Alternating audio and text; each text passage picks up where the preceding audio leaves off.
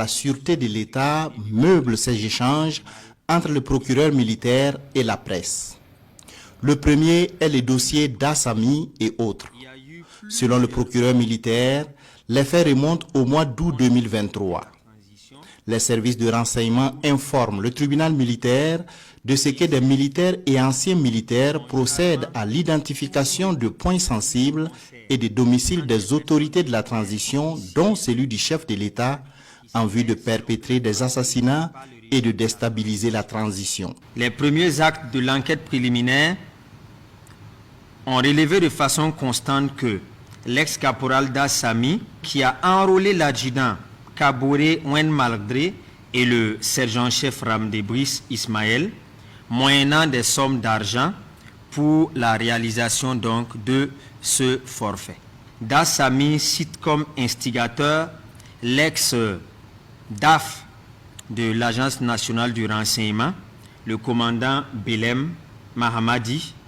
Il convient de préciser que le commandant Belem, après avoir été convoqué par le juge d'instruction pour donc donner sa version sur les faits, ne s'est jamais présenté et a préféré prendre la fuite et se retirer en République de Côte d'Ivoire. D'ailleurs en compagnie de l'ex-directeur général adjoint de l'ANR à la personne du commandant Ouedraogo Sékou. Mais ces velléités de déstabilisation ne concernent pas que des militaires et ex-militaires. Le 24 avril 2024, les investigations permettent de mettre en examen des civils, notamment les nommés Ouedraogo Mathias, Ouedraogo Jérémy et Ouedraogo Amadou. Cette dénonciation de la DSE citait en plus de ces trois civils susnommés l'avocat Guy Hervé Cam. Eu égard au statut de ce dernier donc, qui bénéficie d'une procédure particulière, en respect des dispositions des textes régissant la profession d'avocat au Burkina Faso, une requête a été adressée au président de la Chambre de l'instruction par le procureur du Faso en vue d'obtenir l'autorisation d'entendre et éventuellement poursuivre cet avocat dans le cadre de cette affaire. À la suite de l'audition des mises en examen Ouedraogo Mathias, Ouedraogo Jérémy, Ouedraogo Amadou et de certains témoins, le juge d'instruction du cabinet numéro 2, à la date du 28 mai 2024, a décerné un mandat d'amener contre Guy Hervé Cam. Le deuxième point des échanges concerne le dossier Sanfo et autres. Un autre projet de déstabilisation de la transition.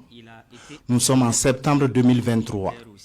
Le commandant Belem Mahamadi, l'adjudant Sanfo Mahamadi Al-Basri Ousmane, en complicité avec des civils, conçoivent un projet d'incitation à la mutinerie dans le but de faciliter une atteinte aux institutions de la République. Pour ce faire, l'adjudant Sanfo a identifié les casernes du groupement central des armées GCA et du camp général Sangoulé Lamizana, où il a tenu plusieurs rencontres avec des militaires qu'il estime insolvables et frustrés du régime, en vue donc de les inciter donc à rejoindre leur rang et donc s'adonner à des actes de mutinerie. La troisième affaire sur laquelle le parquet militaire s'est prononcé est le dossier Keïta Boubacar et autres. Il fait suite à l'interpellation par la hiérarchie militaire de 4 officiers pour des faits présumés d'atteinte à la sûreté de l'État le 27 septembre 2023. Il ressort de l'enquête préliminaire de ce dossier que le lieutenant-colonel Somda Evra, alors chef d'état-major de la gendarmerie, au moment des faits, a été approché par les lieutenants-colonels Ouba Roméo et Keïta Boubacar pour lui dépeindre la situation de certains officiers de leur promotion et de d'autres militaires qui seraient, selon eux, traqués par le régime de la transition. Et selon eux, pour en finir, il fallait donc mettre un terme au régime donc en cours et mettre ce terme-là par la force. Pour parvenir à leur fin, ils comptaient sur le soutien de l'unité spéciale d'intervention de la gendarmerie UGN. Il comptait également sur les forces spéciales et sur des mutins dans les différentes casernes et sur des OSC opposés à la transition.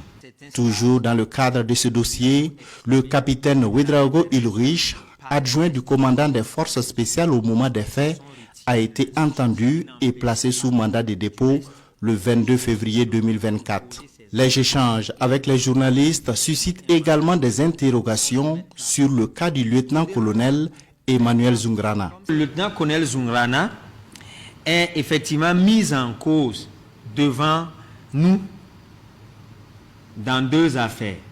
Il y a un premier complot contre la sûreté de l'État, dont le dossier d'ailleurs est clôturé. Mais ce dossier n'a pas encore été programmé parce que le lieutenant-colonel Zungrana a interjeté appel contre l'ordonnance de clôture de ce dossier. Et il y a eu encore un second dossier, comme vous le savez.